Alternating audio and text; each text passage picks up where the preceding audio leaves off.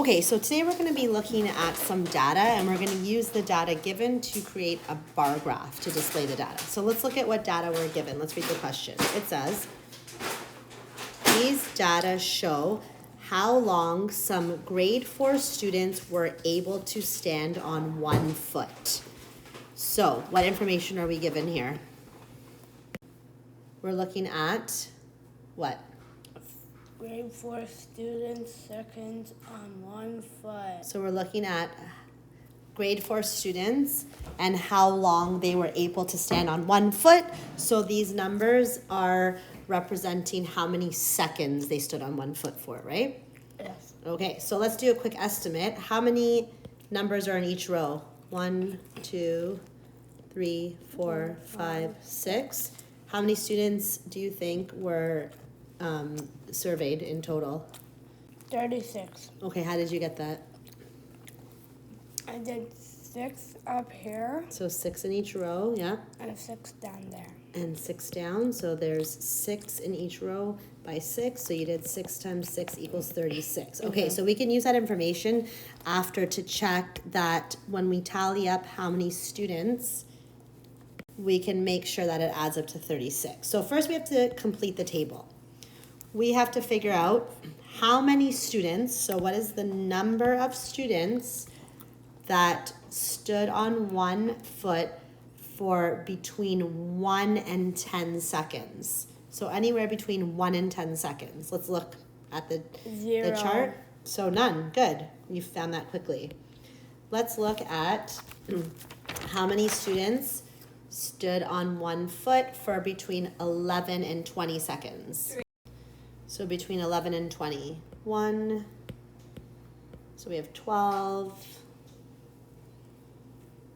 19, and we would include 20. So that would be 3 students. Okay, and we can see, are these numbers in order? They're in order from what? Least to greatest. From least to greatest. So this actually makes it easy to count, right? So let's look at 21 to 30. 1, 2, 3, 4, 5, 6. I know that I'm not going to include 32 because that's greater than 30. So let's complete the chart. Okay, so we filled in the chart and the total number of students is 36, which we calculated earlier.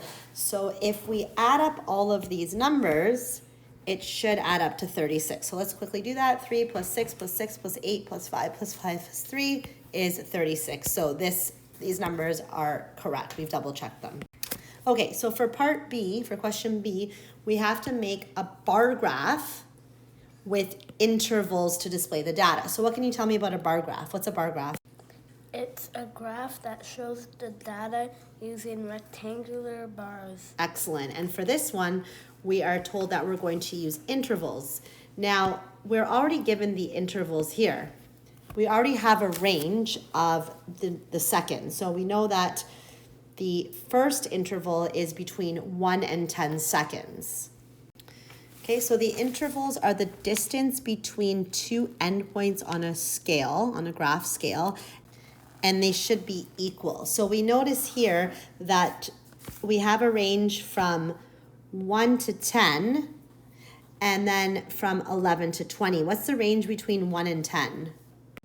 This is an interval of 10, right?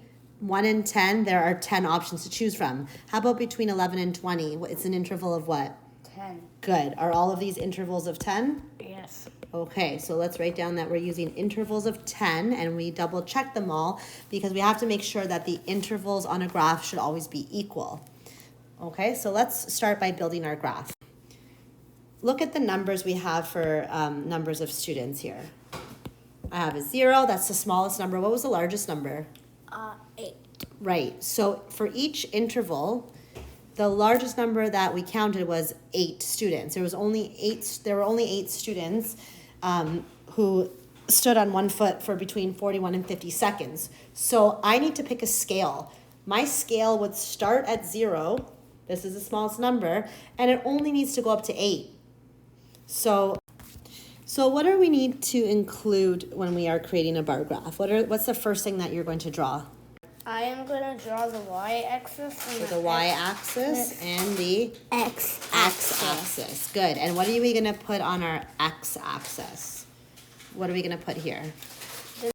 The intervals. The intervals. Excellent. Now, how many intervals do we have to include? We have to include 8 intervals. Okay, so when my x and y axis meet, that is always my point of 0. And I need to include 8 intervals. So I have to see how much space I have here. I have 1, 2, 3, 4, 5, 6, 7, 8. So we could start right at the edge because if we skip one, we wouldn't have enough room, right? And that's what you did? Okay. Okay, so what's the first interval? The first interval is 1 to 10. Good, 1 to 10, oops. And then what's next? 11 to 20. Good, we'll fill this in. Okay, and we're stopping at 71 to 80. So this is going to help us draw our rectangular bars. Now, we should be labeling what these intervals represent. So do you remember what they represent? They represent what? They represent the grade 4 seconds on 1 foot. Good. They represent how long the grade 4 student was able to stand on 1 foot. And this is important because I can't just randomly put numbers here. I need to indicate what those numbers represent. Okay, and what's going to go on our y-axis? The y-axis is going to go numbers going up.